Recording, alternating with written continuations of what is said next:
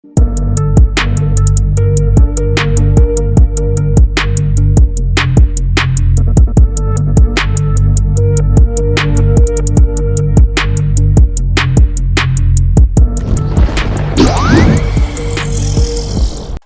like how the Survey Corps had Erwin, Marley had Zeke. Until he played an Uno reverse card on them, of course. You see, Zeke's character has always been pretty complicated, and in a lot of ways his way of thinking resembles that of Commander Erwin. Both of them have undeniable charisma, and when push comes to shove, they know exactly what to do. Be that as it may, their core values are surprisingly different. While Commander Erwin was a man who saw hope in the unknown, and striving towards the truth was striving towards freedom, on the other hand, Zeke had a different idea of salvation. He thought if someone is never born, they would never have to suffer either. That's right guys, Zeke saw life as a tragedy. But this video isn't about how Zeke compares to Erwin. It's about ZEKE YEAGER, his beginning and his end. Born as an Eldian of royal blood, Zeke was a wonder boy who displayed signs of unrivaled intelligence from a very early age. However, there was one thing he lacked which eventually shaped his philosophy on how human existence is often overestimated. As a child, his parents were so focused on making him the savior of the Eldians that they forgot one of the most basic things about raising a child. They forgot that Zeke is just a child, and above all, they forgot to treat their son as a son. Eren may have always longed for freedom, but it was Zeke who never even had the freedom to enjoy the simplicity of being a child. Before he was 10, he had no choice but to send his parents to their deaths. That way, at least he could save the lives of his grandparents as well as himself. However, this wasn't that difficult of a choice considering how Zeke had already found someone who treated him as a child.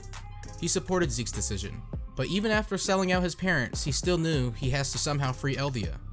Maybe it was because he sympathized with his parents, or maybe it was because Saber revealed to him how his wife killed herself and their son when she found out her husband was an Eldian. When Zeke was told this story, Zeke realized that his mentor is lamenting his own birth. He vowed to take the Founding Titan back from Eldia and then make sure nobody gets hurt again.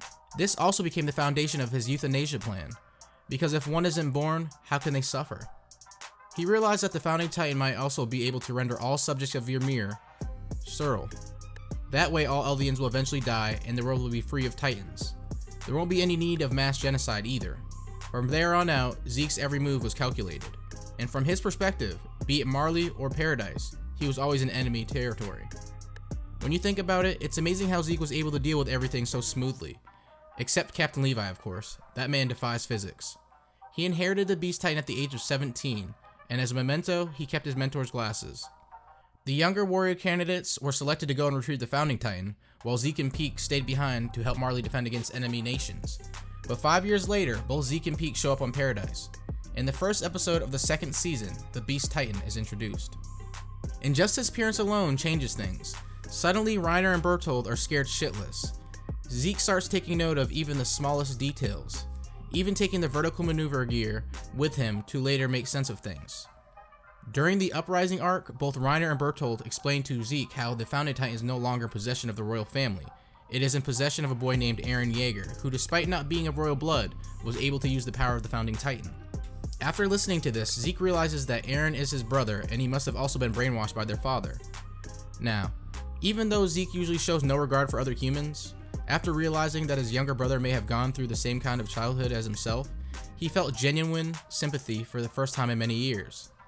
Then there is the return to Shinigashina arc, the place where Zeke saw a glimpse of his death, the place where Commander Erwin sacrificed his life to one-up the Beast Titan, and the place where Captain Levi chopped up the big monkey.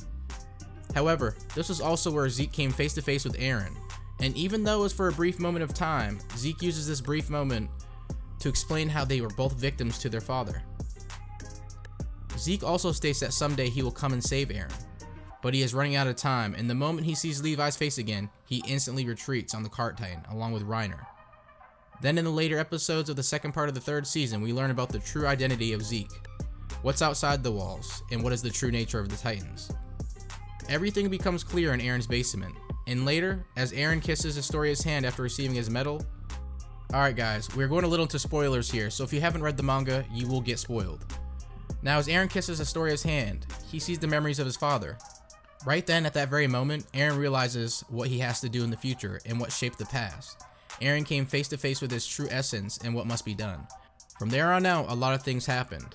The Marleyan volunteers decided to help the island dwellers. Zeke finally revealed himself to be a friend of Eldians. Eren openly disregarded Zeke's plan, and a stupid number of other dilemmas followed through. One of them led the 14th Commander Hanji Zoe, deciding to take the scouts to Marley in an undercover operation and get a taste of their daily lives. It was during this that Zeke and Eren had conversations in private. Isn't it crazy how a conversation between two brothers will supposedly decide the fate of the world? Well, anyways, Eren eventually attacked Marley, and Zeke finally left Marley for good. Now it was about time before Eren and Zeke make use of the good old founding titan. Or at least, that's what everyone thought. Zeke still proved to be as ruthless as ever. Even after declaring himself an ally, he made sure to leave no cards unturned, going as far as to mix the spinal fluid in the drinks of the soldiers so that he can turn them all into titans at will. And he did just that.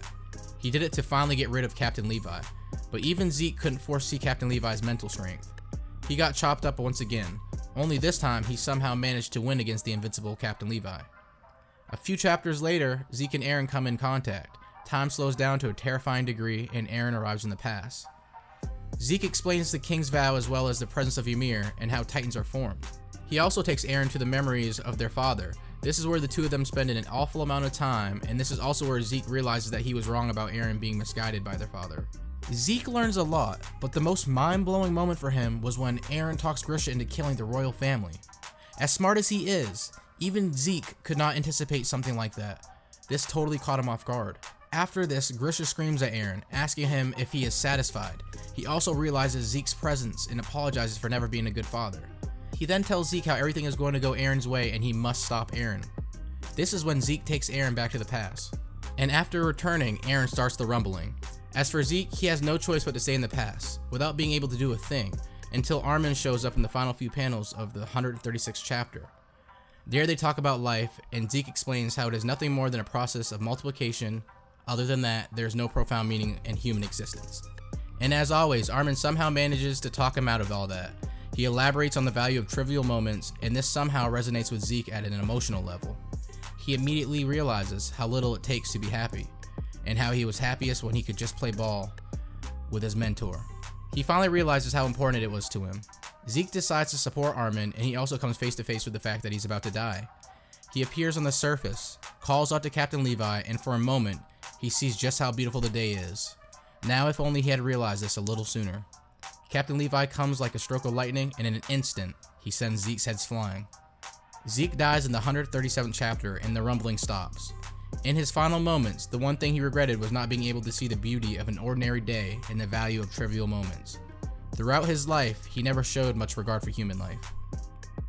Maybe it was because of his childhood, maybe it was because of the way he saw the world. Either way, Zeke's actions heavily shaped the fate of the world. As this video is uploaded, only one chapter remains of the Attack on Titan manga. Now, what will be the outcome of this story that the two Yeager brothers played their hands in? After this last chapter, what will become of Attack on Titan? There you go, guys. This was the story of Zeke Yeager, the man who saw salvation in not being born, his beginning and his end. I am sure you have a lot to say about this, so go wild in that comment section down below. Also, make sure you like the video and subscribe to the channel if you haven't already. It is always very appreciated. Well then, as always, it's the Bearded Saiyan. Thanks for watching, and see you in the next one.